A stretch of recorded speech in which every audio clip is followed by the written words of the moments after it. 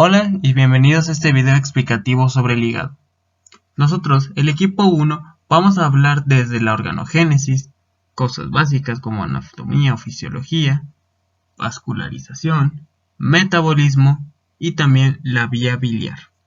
Todos estos son los temas más importantes para poder comprender a este órgano. Así que vamos a comenzar con la organogénesis. El hígado se empieza a formar a partir de la cuarta semana y tiene un origen endodérmico. De hecho, va a surgir de yemas endodérmicas tempranas. De ahí, lo que va a ocurrir es una evaginación a la que llamaremos divertículo hepático. De hecho, aquí en esta imagen de un corte transversal se puede observar el divertículo hepático. De este mismo se van a formar dos prominencias, la hepática y la otra enfocada al sistema de vías biliares, formando la vesícula biliar y el conducto cístico. Veremos esto más adelante. Pero también, a partir del divertículo hepático, van a crecer cordones celulares ramificados y anastomóticos. Los ramificados se refiere a cómo van creciendo sobre el tejido, y los anastomóticos es por cómo se van conectando las estructuras tubulares, como el cordón hepático. El cordón hepático es por donde transcurren los sinusoides, o sea, canales por los que fluye la sangre hasta la vénula hepática. Pero eso también lo volveremos a ver, pero a mayor profundidad más adelante. Pero bueno, regresando al tema del cordón hepático, este origina túbulos secretores del hígado y conductos a los cuales poco a poco se van conectando poco a poco sobre el tejido. Ahora, hay que entender una cosa. El desarrollo del hígado no solamente es un aumento de masa y estructura, también es un aumento gradual de involucrarse en vías metabólicas que permitan al individuo desarrollar diferentes funciones en la vida postnatal. Buenas, soy Alan, y yo explicaré los conceptos básicos. El hígado es un órgano de color rojo oscuro, blando, con forma de triángulo que pesa 1.5 kilogramos y mide 26 por 15 centímetros. Es el segundo órgano más grande del cuerpo. Es la interfaz entre el sistema digestivo y la sangre. Su funcionamiento es metabolizar drogas, fármacos y alcohol, degradar hormonas, sintetizar proteínas sanguíneas y coagulantes y lipoproteínas, ayudar a mantener normales los niveles de glucosa en la sangre y sintetizar colesterol y bilis. El hígado es el principal órgano de metabolismo de los vertebrados, donde entre especies su estructura y funcionamiento cambia muy poco, pero sí su metabolismo. Como un ejemplo, los perros y los gatos no pueden metabolizar paracetamol. El hígado se conforma por una unidad esencial llamada lóbulos hepáticos, los cuales se conforman por los siguientes elementos. Hepatocitos. Son células epiteliales especializadas, en forma radial, desde la periferia del lóbulo hasta su centro. Su función es metabolizar drogas, alcohol, fármacos, secretar bilis y otras funciones endocrinas, siendo las principales células del hígado. Estas células están agrupadas en pequeñas placas llamadas láminas hepáticas, las cuales son irregulares y ramificadas. Sinusoides hepáticos. Son capilares sanguíneos permeables irregulares que se encuentran entre las láminas hepáticas. Están compuestas de células endoteliales. También tienen fagocitos, o mejor conocido como células de Cooper, que eliminan eritrocitos y leucocitos viejos, bacterias, elementos extraños y secretan proteínas relacionadas con procesos inmunitarios. Su función es recolectar sangre oxigenada y desoxigenada. Canículos biliares. Estos se encuentran en cada dos hepatocitos. Son tubos que tienen la función de recoger la bilis y mandarla al resto de conductos biliares. Estos tres elementos se encuentran en un solo lugar, los espacios portales. Son lugares donde se unen los lobulillos, caracterizados por poseer la tríada portal, los tres elementos antes mencionados. En ocasiones hay tejido conjuntivo que rodea la tríada, como es en el caso de los cerdos. El hígado se divide en lo que son dos caras. Una cara diafragmática, que es convexa, lisa, regular y se orienta a la vez en sentido superior, anterior, posterior y a la derecha. ya que se adapta a la cara inferior del diafragma. La cara diafragmática del hígado se amolda a la concavidad del diafragma. Su proporción derecha está casi completamente cubierta por la caja torácica y se eleva, al igual que el diafragma, hasta el cuarto espacio intercostal, a la altura de la línea mamilar derecha. Está compuesta por dos lóbulos, un lóbulo derecho que es muy convexo y un lóbulo izquierdo que es bastante más pequeño que el derecho. Además es más plano y presenta hacia su parte media, inferiormente al centro tendinoso, el diafragma, y a través de este, frente al pericardio, una ligera concavidad denominada impresión cardíaca que está determinada por el corazón. Por otro lado, la cara visceral es irregularmente plana y está orientada inferior, posterior y a la izquierda. Se halla recorrida por un total de 3 surcos. Esta está dividida por un total de 4 lóbulos, siendo el lóbulo izquierdo del hígado situado lateralmente a la fisura del hígado redondo, con una superficie cóncava y que se apoya y modela sobre la cara anterior convexa del estómago. Un lóbulo derecho, que es menos extenso en la cara visceral que en la cara diafragmática del hígado, tiene una superficie excavada por depresiones anchas y superficiales, a causa por los órganos sobre los cuales el lóbulo derecho se apoya y moldea. El lóbulo cuadrado. Este está limitado por la fisura del ligamento redondo a la izquierda, la fosa de la vesícula biliar a la derecha, al borde inferior del hígado anteriormente y el porta hepático posteriormente. Por último, está el lóbulo caudo, que está situado posteriormente al porta hepático, entre la fisura del ligamento venoso y el surco de la vena cava. Es alargado de superior a inferior y alcanza posteriormente la cara diafragmática del hígado. El hígado se compone de principalmente 3 ligamentos. El primero es el ligamento coronario. Este se extiende desde la porción posterior de la cara diafragmática del hígado hasta el diafragma, y es muy corto, pero también es muy ancho, pues se extiende transversalmente de un extremo a otro de la porción posterior de la cara diafragmática del hígado. También es muy grueso, ya que las dos hojas que lo componen están separadas una de otra, y en una gran parte de su extensión por toda la altura de la porción posterior de la cara diafragmática del hígado. El segundo son los ligamentos triangulares. Las dos hojas que componen el ligamento coronario se aproximan gradualmente entre sí en los dos extremos del este. Al mismo tiempo se alargan progresivamente de medial a lateral. Forman así en cada extremo del ligamento coronario un repliegue triangular de vértice medial y base lateral. De los 3 bordes del ligamento, uno está fijado al hígado, otro al diafragma y el tercero es libre y se orienta anterior y lateralmente. Y por último está el ligamento falciforme. Este ligamento, que es alargado de anterior a posterior, une la cara diafragmática del hígado al diafragma y a la pared abdominal anterior. Es delgado y translúcido porque las dos hojas peritoneales que la forman están absodadas entre sí. Entre ellas solamente se aprecian pequeñas y escasas acumulaciones de grasa, venas, vasos linfáticos, algunos filetes nerviosos, entre otras cosas. Este ligamento se digiere transversalmente desde la pared abdominal y el diafragma hasta el hígado, de tal manera que su cara izquierda se orienta inferiormente y descansa sobre la cara diafragmática del hígado. Bueno, a continuación les hablaremos del metabolismo del hígado. Bueno, en cuanto a la importancia en el organismo, el hígado cumple una función muy importante. ¿Por qué? Porque lleva a cabo principales rutas del metabolismo energético durante las fases absortiva y postabsortiva para dar paso a la gluconeogénesis, que a continuación les voy a explicar dichas fases.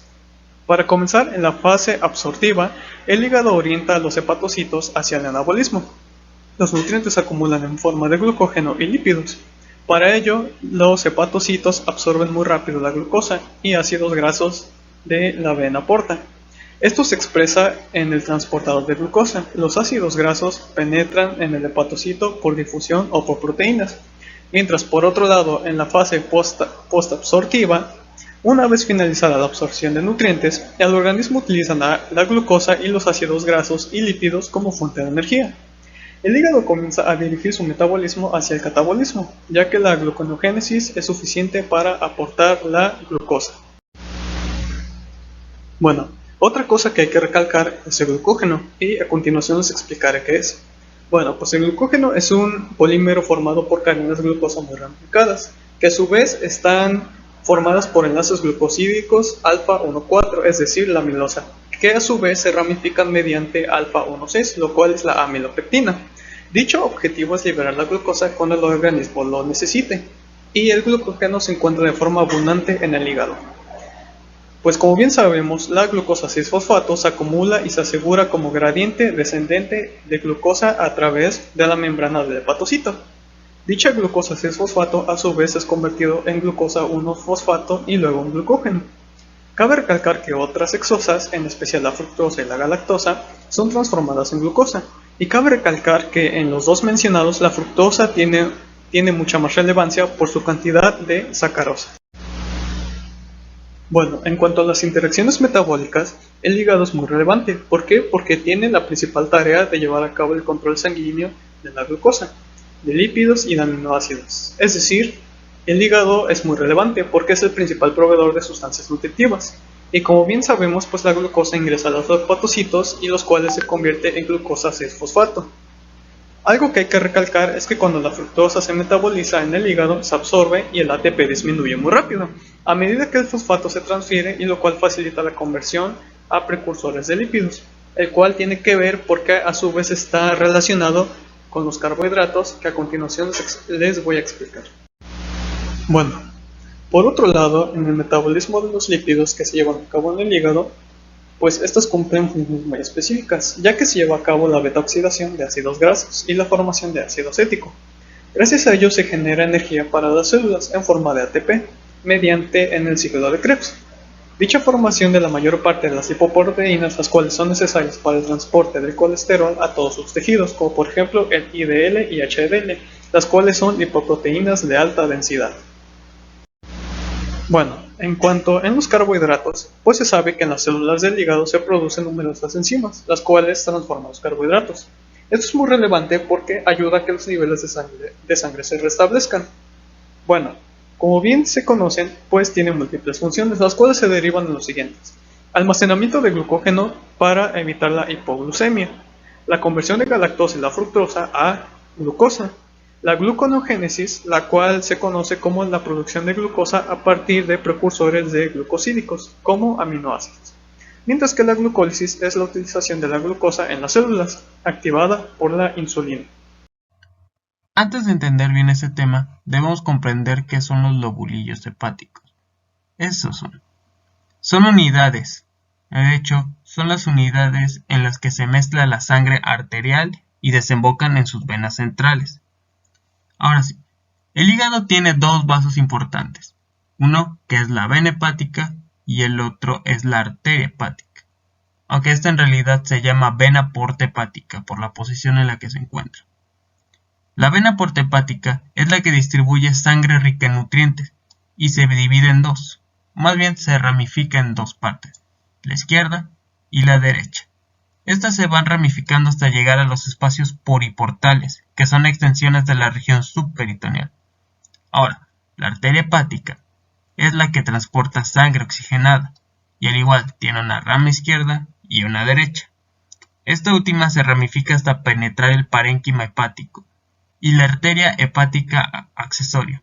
Este es un tercer vaso que igual se distribuye de izquierda a derecha, llegando incluso a suplir a la arteria hepática propia, pero esta solamente llega a tener pocas funciones y, como dije, llega a suplir a la arteria hepática propia. Ahora, debemos tener algo bien comprendido, es que toda la sangre venosa del hígado es conducida a la vena cava inferior por medio de venas hepáticas. Estas no se anastosoman, pero igual se adhieren al tejido hepático y no están contenidas en vainas. Esta se va a dividir en mayores y menores. Las mayores son las que se dividen en tres, en la izquierda, en la derecha y la intermedia, pero a veces solamente son izquierda y derecha.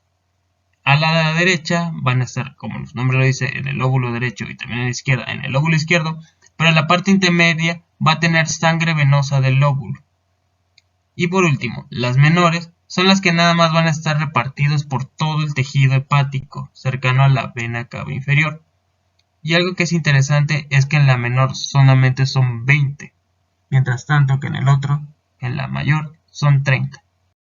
Otra parte importante que debemos mencionar es la vía biliar, la cual se deriva del hígado. Dentro de esta vía biliar nos encontramos un sistema. Dicho sistema está conformado principalmente por la vesícula biliar, el cual es un órgano bastante pequeño que tiene una forma semejante a la de una pera. En los adultos, la vesícula biliar normalmente tiene entre 3 a 4 pulgadas de longitud y no más de 1 pulgada de ancho. Esta red, compuesta por diferentes conductos, empieza en el hígado, y ésta se encarga de extraer la bilis. Y bueno, ¿dónde la podemos encontrar? Bueno, pues el hígado se encuentra debajo de las costillas inferiores derechas. Sin embargo, la vesícula biliar la podemos encontrar justo debajo del hígado. Si tenemos una vista frontal de dicho sistema, es un poco complicado ver a la vesícula biliar, ya que se encuentra normalmente atrás. Sin embargo, en un caso hipotético de que estuviera al revés, podemos ver a la vesícula biliar y la podemos clasificar y encontrar por la forma que la caracteriza, que es la de una pera. Otra cosa que tenemos que saber es cómo se forma. Algo que ya tenemos muy en claro es que su origen pertenece al hígado, y bueno, se deriva de la capa embrionaria del endodermo. La bilis también forma otro compuesto, el cual es un jugo biliar, el cual también tiene algunas funciones que mencionaré más adelante. La vía biliar es todo un sistema de conductos que hace que se unan unos conductos con otros y de ese jugo biliar pueda llegar a los intestinos para poder cumplir funciones allí que mencionaré en un momento. El jugo biliar mencionado con anterioridad también lo podemos encontrar como bilis, y es una solución acuosa isotónica con el plasma. En dicha solución podemos encontrar algunos componentes que van a tener algunas funciones. Uno de estos componentes son electrolitos inorgánicos, podemos encontrar solutos orgánicos como colesterol, sales biliares, fosfolípidos y pigmentos biliares y algunas proteínas. Ahora bien, ya que conocemos esos conceptos, ahora vamos a hablar sobre para qué sirven. Bueno, ahora sabemos que ese líquido producido y secretado por el hígado se almacena en la vesícula biliar.